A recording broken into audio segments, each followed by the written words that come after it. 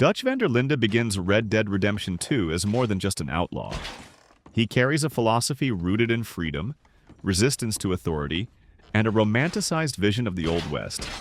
His dream is to escape the encroaching modern world, rejecting government control, railroads, emerging technology, and the social structures that he believes oppress the common man.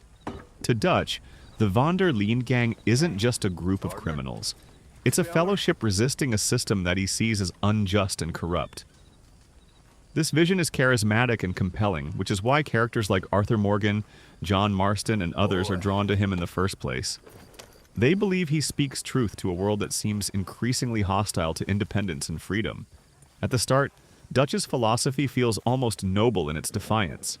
He speaks of a savage utopia, a place beyond the reach of law and bureaucratic order, where the gang can live free and independent of the powerful institutions shaping the new America. His idealism, while imperfect, gives the gang a sense of purpose beyond simple outlaw survival, and makes him genuinely inspiring. Gang members don't merely follow him because of fear or force, but because they believe, at least initially, that Dutch understands the forces crushing them. However, Dutch's philosophical foundation begins to crumble as the story progresses and reality repeatedly contradicts his ideals. The overwhelming pressure from Pinkertons, failed heists like the one in St. Denis, and mounting losses erode Dutch's ability to uphold his rhetoric with actions. Instead of rallying the gang toward achievable goals, Dutch starts leaning on grandiose speeches and recycled rhetoric. The same speeches that Arthur and others begin to hear over and over again without meaningful progress. Part of this collapse is internal. As external threats mount, Dutch begins to surround himself with voices who reinforce his worldview rather than challenge it, especially Micah Bell.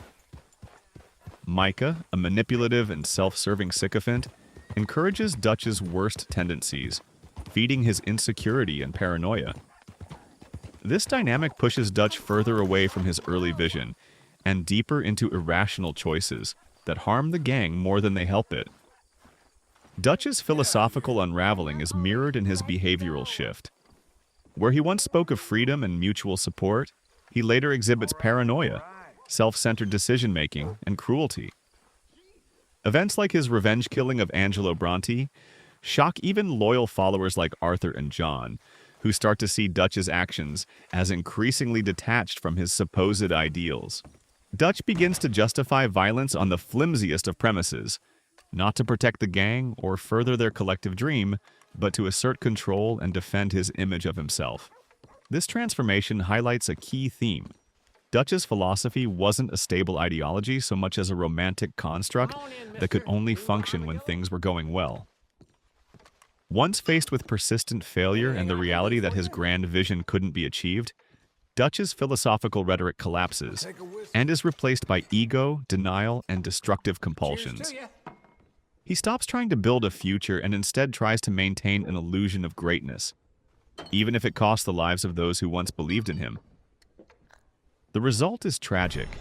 Dutch doesn't simply lose a battle, he loses the very principles that once gave him influence. His descent from charismatic philosopher leader to erratic and dangerous figure speaks to the fragility of ideals unmoored from reality, and the danger of leadership built on personality rather than substance. What starts as a compelling pushback against a changing world ends in a desperate grasp for validation, ultimately destroying the community he once inspired and leaving behind a cautionary tale about the cost of clinging to dreams that the world has already outgrown.